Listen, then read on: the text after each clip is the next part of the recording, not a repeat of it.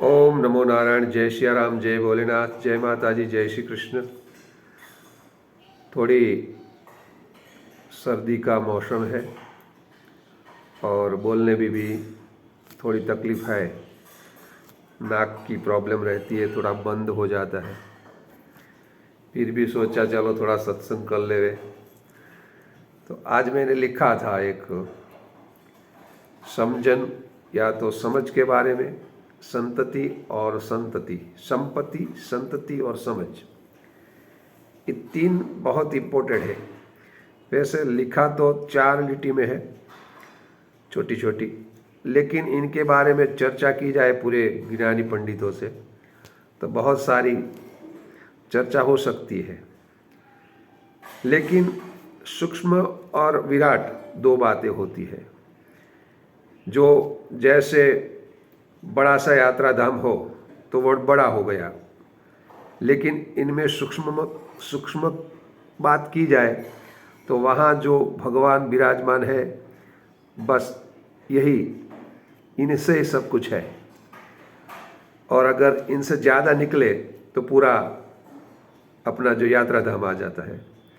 वैसे ही कोई भी हिसाब करो आप, आपके घर का, आपके शरीर का, कोई भी, उसमें सूक्ष्म बात होती है। जैसे खुराक बढ़िया सा होता है, बड़ा सा होता है, लेकिन उनमें सूक्ष्म जो तत्व होते हैं इनकी कीमत होती है। तो सूक्ष्म भी है और विराट भी है। तो हम लिखते सूक्ष्म है, आप उनको विराट बनाए, लेकिन मैं विराट को सूक्ष्म बनाने में बहुत महत्व समझता हूँ। क्योंकि जैसे मेरे सामने कोई धर्म ग्रंथ रख देवे तो मैं इतना ही बोलूँगा, उसमें है क्या, एक ही बात है, अच्छे बनो, अच्छे कर्म करो, किसी का बुरा मत करो, पवित्रता से जीवन जियो और आनंद से भजन करके निकल लो। उनसे ज़्यादा कुछ नहीं है। लेकिन इतनी समझ आने में पूरा जीवन चला जाता है। तो ऐसे ही आज मैंने एक 4 लिटी लिखी है गुजराती में। गा सकते हैं बहुत तरीक़ों से, कलाकार बहुत अच्छी तरह गा सकते हैं, लेकिन मैं तो कलाकार नहीं हूँ।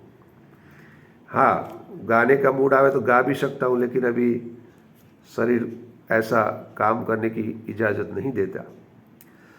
समझण संपत्ति संतति, समझण संपत्ति संतति, दानडाया पामा रखाय, जागता बनावे जिंदगी, पण निंदर नर के लई जाय। समझण संपत्ति संतति, दानड़ा आपा में रखाय, जागता बनावे जिंदगी, पण निंदरे नरक लई जाए। मेरा कहने का मतलब है, जो हमारे जीवन में 3 बातें हैं, अपनी जो संपत्ति है, अपनी समझ है और संतति, ये 3 बहुत बड़ी बात है। क्योंकि जो समझ नहीं होती, हमें समझ नहीं होती जीने की कोई, तो हम कैसे जिए। कोई हमारे यहाँ आए तो उसका सत्कार कैसे करें, किसी को हम समझ भी कैसे सके उनको क्या चाहिए। समझ बहुत बड़ी चीज़ है, लेकिन ये समझने के लिए पूरी ज़िंदगी चली जाती है, लेकिन लोग नहीं समझते क्योंकि उनका दिमाग खुलता ही नहीं।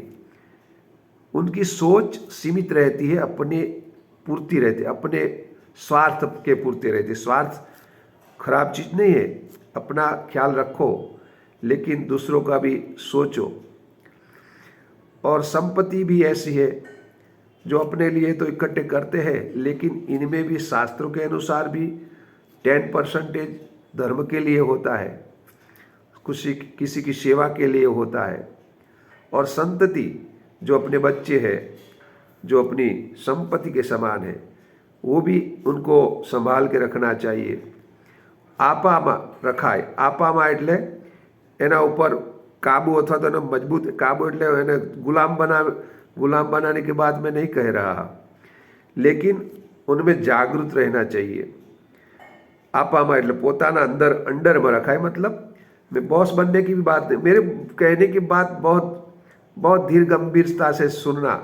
मेरी एक बात का असल मैं जो कहना चाहता हूँ आप नहीं समझ पाओगे। मैं दिल में से ऐसी कोई बात होती है जो मैं आपको समझा नहीं सकता, सही बात कर रहा हूँ।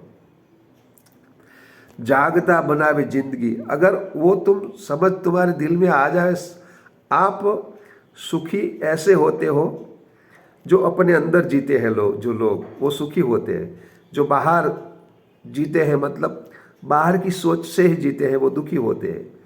मैं अपने हम जी रहे हैं ऐसा तो पहले सोचना चाहिए, लेकिन हम ये नहीं सोचते हम कौन है, ये भी नहीं सोचते। हम दूसरों की बातों को सोच सोच के दुखी हो रहे होते हैं। कोई कुछ भी कहे लेकिन अपने अपनी मस्ती में रहना चाहिए, वो तो एक जीवन की कला है।